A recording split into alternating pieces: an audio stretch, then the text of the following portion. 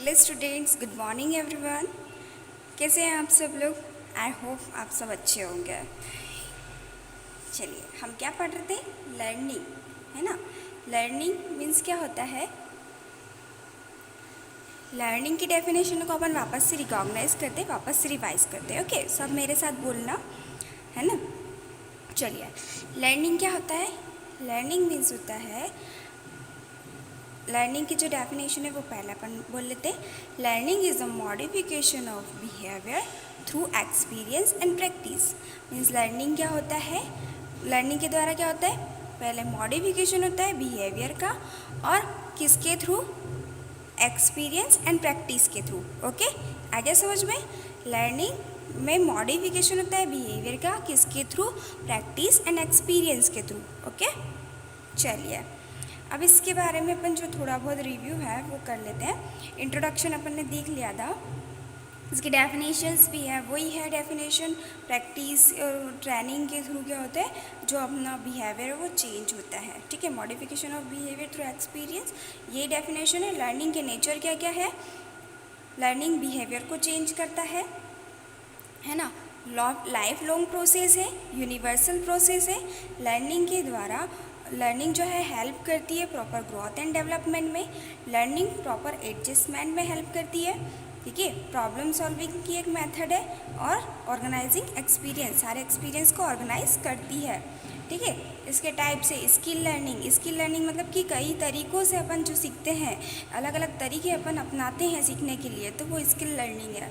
ठीक है, perceptual learning, जो अपन सेंस ऑर्गन से अपने देख करके और फिर सीखते हैं, उसका मीनिंग निकालते हैं, तो वो परसेप्चुअल लर्निंग है। ठीक है, कंसेप्चुअल लर्निंग जो किसी कॉन्सेप्ट के थ्रू होती है। ठीक है, अपन कुछ सोच समझ करके और फिर थिंक करते हैं, फिर सोचते हैं और फिर किसी चीज़ को सीखते हैं, तो वो कंसेप्चुअल लर्निंग है। ठीक है, एसोसिएटिव लर्निंग मतलब कि दो चीज़ों को जोड़ करके और फिर कुछ सीखना, वो क्या कहलाता है? Associative learning. ठीक है, दो स्टिमुलाई को अपन जोड़ते हैं, यहाँ लिखा it is a process by which association between two stimuli और बिहेवियर और स्टिमुलाई इज लर्न, और फिर अपन इस स्टिमुलस को लर्न करते हैं, सीखते हैं।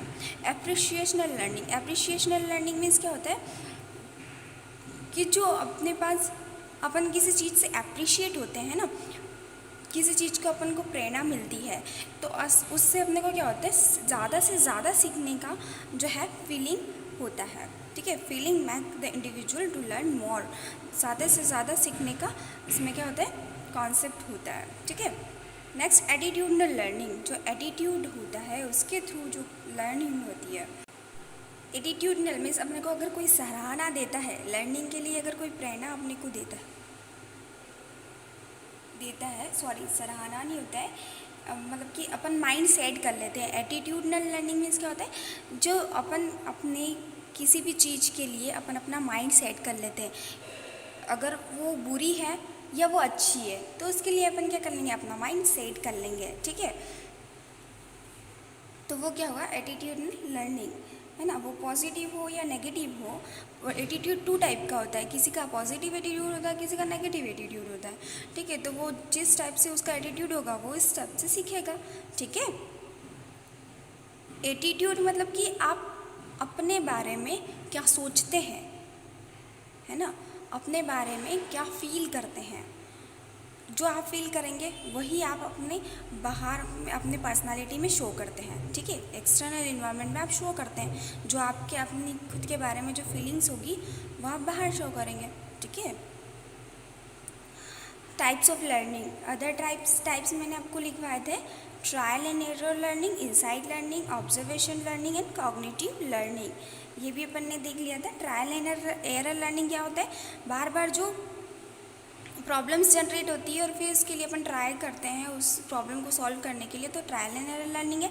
इनसाइड लर्निंग, अगर कोई प्रॉब्लम सडनली आपके सामने आ जाती है और उस प्रॉब्लम का सॉल्यूशन आप जल्दी से निकाल लेते हैं, सडनली निकाल लेते हैं, तो वो क्या है, इनसाइड लर्निंग। उसमें आपको कोई रिपीटेशन की ज़रूरत नहीं होती, किसी ट्रायल की ज़रूरत नहीं होती है, कंटिन्यूस प्रैक्टिस की भी ज़रूरत नहीं होती है, क्योंकि आपको पास्ट एक्सपीरियंस है उस साइड का, उस चीज़ का, तो आपके अंदर से वो आंसर आता है और वो प्रॉब्लम सॉल्व होती है। ठीक है, लर्निंग बाय ऑब्जर्वेशन जो आप देख करके सीखते हैं वो learning by observation. Learning by conditioning जिसमें आपको एक कंडीशन दी जाती है, डेली एक्टिविटी आप करते हैं लेकिन अगर आपको उस दिन कोई कंडीशन दे दी जाए और आप उसके लिए एक इफेक्टिव रेस्पॉन्स शो करते हैं तो वो कंडीशनिंग लर्निंग है।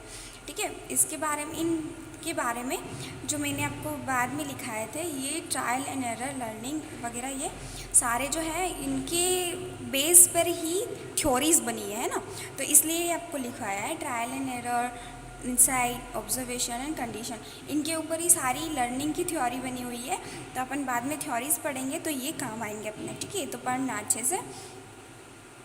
लर्नर क्या होता है? वो पर्सन जो किसी स्किल्स को या सब्जेक्ट को लर्न करता है ना, वो पर्सन क्या कहलाता है? लर्नर है। ठीक है, जो नॉलेज गेन करने के लिए ट्राई करता है, स्किल गेन करने के लिए ट्राई करता है, वो पर्सन लर्नर कहलाता है। लर्निंग के बारे में तो मैंने आपको बता दिया था। फैक्टर इन्फ्लुएंसिंग लर्निंग अपन ने इसमें भी पढ़ लिया था, फिजियोलॉजिकल फैक्टर पढ़ लिया था। फिजियोलॉजिकल फैक्टर मीन्स जो आपकी फिजिकल हेल्थ को प्रभावित करता है। ठीक है, जो मतलब आपकी फिजिकल हेल्थ अगर कोई इफेक्टेड है, कोई सेंस ऑर्गन अगर आपका सही से काम नहीं कर रहा है, आपकी फिजिकल हेल्थ आपका साथ नहीं देती है, ठीक है, मतलब कि आपको बुखार आ रहा है, थक गए हो, तो आप किसी भी चीज़ को लर्न नहीं कर पाओगे, तो ये फैक्टर अफेक्ट करता है। ठीक है, नेक्स्ट है साइकोलॉजिकल फैक्टर। साइकोलॉजिकल फैक्टर अपन डिस्कस कर रहे थे, है ना, उस क्लास में। Mental tension, complexes, conflict, mental illness and mental disease hamper learning, concentration, need mental poise and absence of mental conflict or complexes. Mental tension means क्या होता है? मानसिक तनाव। कॉम्प्लेक्सेस जो जटिलताएं हैं आपके दिमाग में चल रही है। कॉन्फ्लिक्ट मीन्स क्या होता है? संघर्ष। कॉन्फ्लिक्ट को हिंदी में संघर्ष कहा जाता है। ठीक है, मीन्स अगर दो स्टिमुलाई है और उसमें से आपको किसी एक को चूज़ करना पड़े तो मेंटल कॉन्फ्लिक्ट जनरेट होता है, मानसिक संघर्ष जनरेट होता है। तो ये भी चीज़ें क्या है? अफेक्ट करती है लर्निंग को, है ना। Next mental illness and mental diseases, जो भी मेंटल बीमारियां हैं, है ना, जो मानसिक बीमारियां होती है वो भी क्या होती है? इफ़ेक्ट करती है लर्निंग को। Next hamper learning. Hamper means क्या होता है? हैम्पर मीन्स हिंदी में होता है बाधा। आप यहाँ पर ऑब्स्ट्रक्शन भी लिख सकते हैं। ठीक है, ऑब्स्ट्रक्शन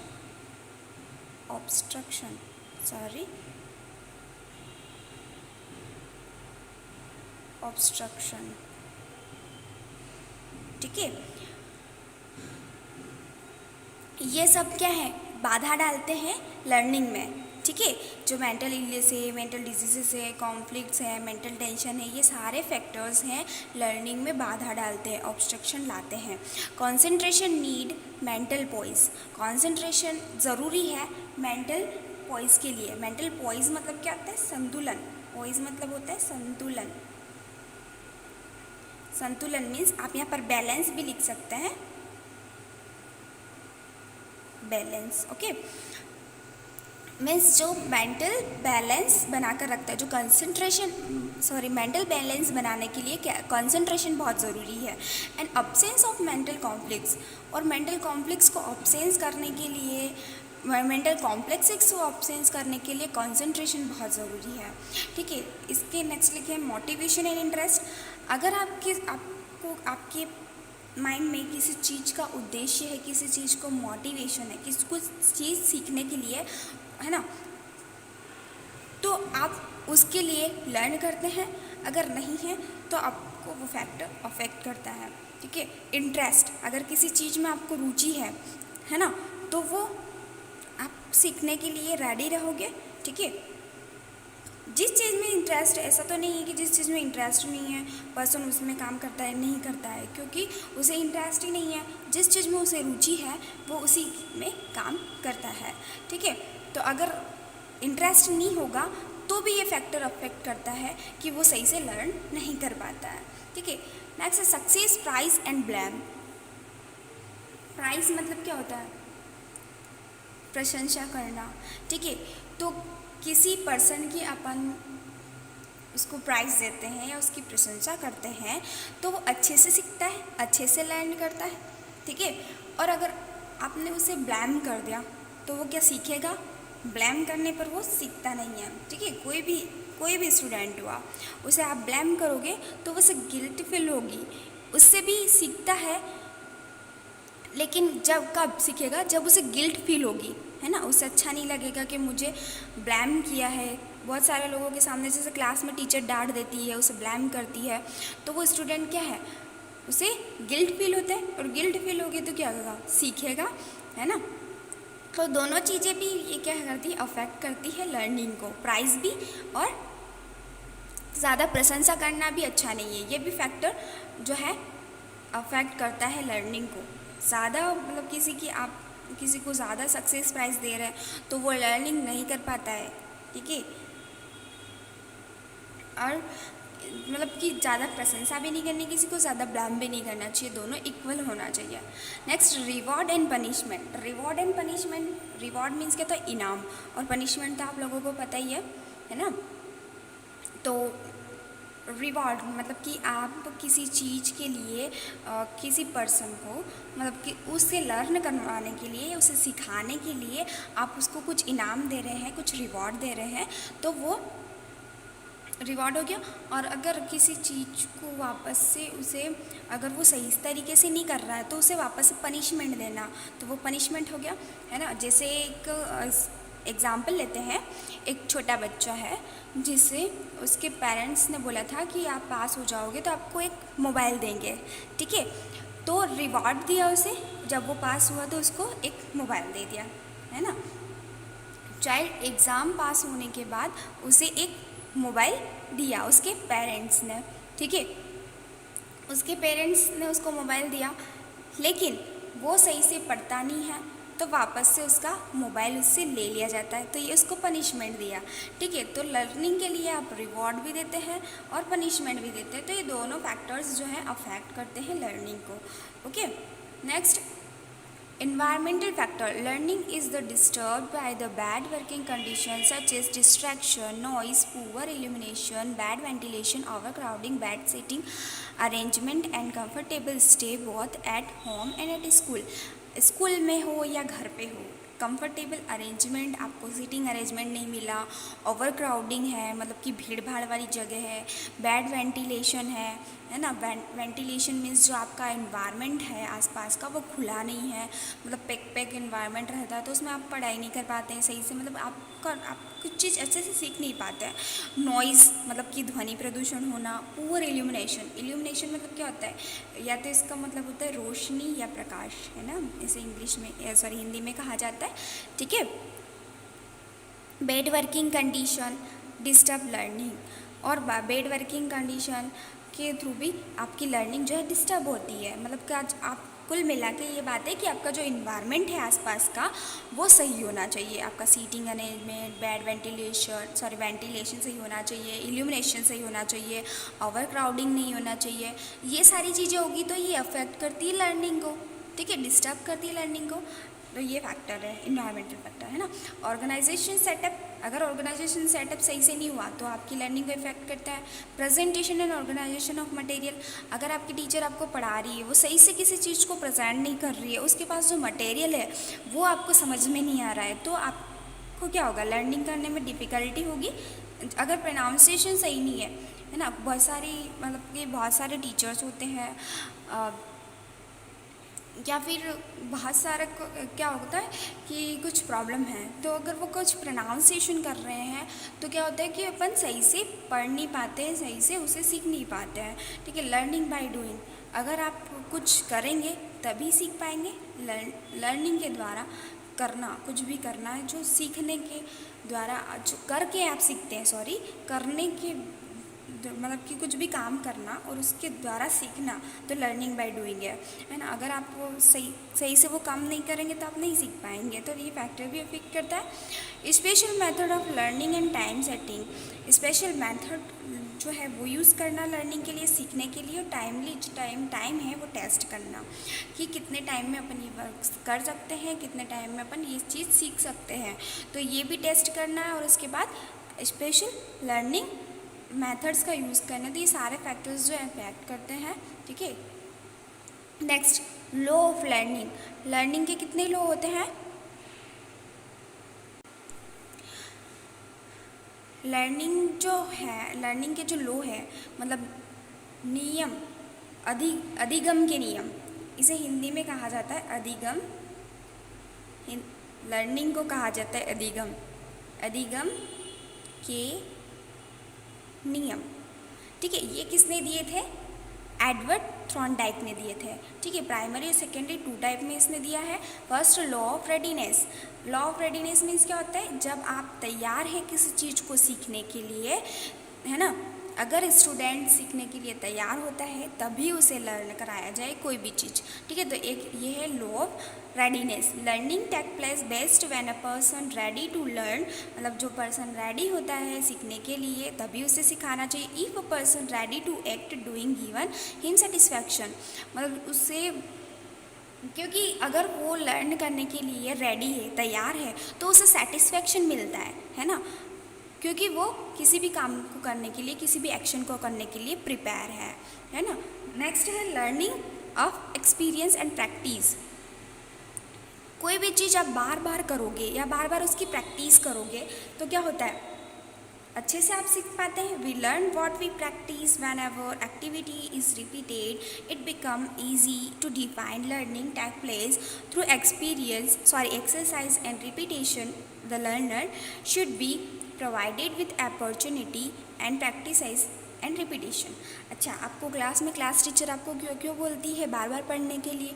क्योंकि अगर आप बार बार उसकी एक्सरसाइज करेंगे, बार बार प्रैक्टिस करेंगे, है ना, किसी भी चीज़ की, तो आप अच्छे से सीख पाएंगे। तो ये एक नियम है एक्सरसाइज और प्रैक्टिस का। ठीक है, जैसे अगर आपको कोई प्रोसीजर करा रहे हैं, ठीक है, तो एक बार आप इंजेक्शन लगाओगे, है ना, आपने एक बार डमी पर लगाया, ऐसे ही लगाया, फिर हॉस्पिटल में जाके आपकी प्रैक्टिस करोगे, बार बार प्रैक्टिस करोगे तो अच्छे से आप सीख पाओगे। किसी भी चीज़ को आप बार बार रिपीट करते हैं, बार बार उसकी प्रैक्टिस करते हैं, तो वो चीज़ आप अच्छे से सीख पाते हैं, है ना, तो वो एक लॉ ऑफ लर्निंग है। ठीक है, next, law of affect. Law of affect means प्रभाव का नियम। ठीक है, इन हिंदी में देखो, ये जो लॉ ऑफ रेडीनेस है इसे क्या कहा जाता है? तत्परता का नियम। और ये लॉ ऑफ एक्सरसाइज को क्या बोला जाता है? अभ्यास का नियम। ठीक है, और जो लॉ ऑफ इफेक्ट है प्रभाव का नियम, है ना, ये प्रभाव का नियम है। थॉर्नडाइक ने 3 नियम दिए थे प्राइमरी में readiness, exercise and practice, and third affect. ठीक है, इसमें जो आपके सेटिस्फैक्शन है, डिससेटिस्फैक्शन है, उस पर निर्भर करता है कि किसी चीज़ को आप सीखते हैं तो आप उससे सेटिस्फाई हैं या डिससेटिस्फाइड हैं, तब आप सीखते हैं। जैसे इसमें कारण और प्रभाव का रिलेशन होता है, कॉज अफेक्ट रिलेशनशिप होता है। ठीक है, we learn to do things that satisfaction, the connection between stimuli and responses becomes strong when we derive satisfaction from the responses. We get satisfaction through the success and achievement. Means किसी भी चीज़ पर आपका satisfaction होगा तभी आपको success और achievement मिलता है। ठीक है, इसमें रिस्पॉन्स और स्टिमुलस का कनेक्शन होता है। ठीक है, स्टिमुलस और रेस्पॉन्स का कनेक्शन होता है, एसआर, है ना। इसमें अपन थ्योरीज है, अपन आगे पढ़ेंगे थ्योरीज सारी। ठीक है, जिस चीज़ का प्रभाव आपके ऊपर अच्छा पड़ा है तो आप उसे अच्छे से सीखेंगे, और अगर उसके आप सेटिस्फाई नहीं है तो आप उसमें नहीं इंटरेस्ट ही नहीं लेंगे, रुचि नहीं लेंगे। तो जो भी लर्नर, जो भी आपको टीचर जो भी अच्छे पढ़ाते हैं तो आपको उसके ऊपर अच्छा प्रभाव होगा, तभी आप अच्छे से सीख पाएंगे। ठीक है, इसमें role of reward and punishment का रोल है सर। इसमें रिवॉर्ड एंड पनिशमेंट का रोल है, जो रिवॉर्ड भी दिया जाता है इसमें और पनिशमेंट भी दिया जाता है। ठीक है, तो अपन इसमें सारी थ्योरीज पढ़ेंगे, उसमें पढ़ेंगे ये सेकेंडरी लॉज अपन नेक्स्ट लेक्चर में पढ़ेंगे। Law of primacy, law of intensity, recency, ये। ठीक है,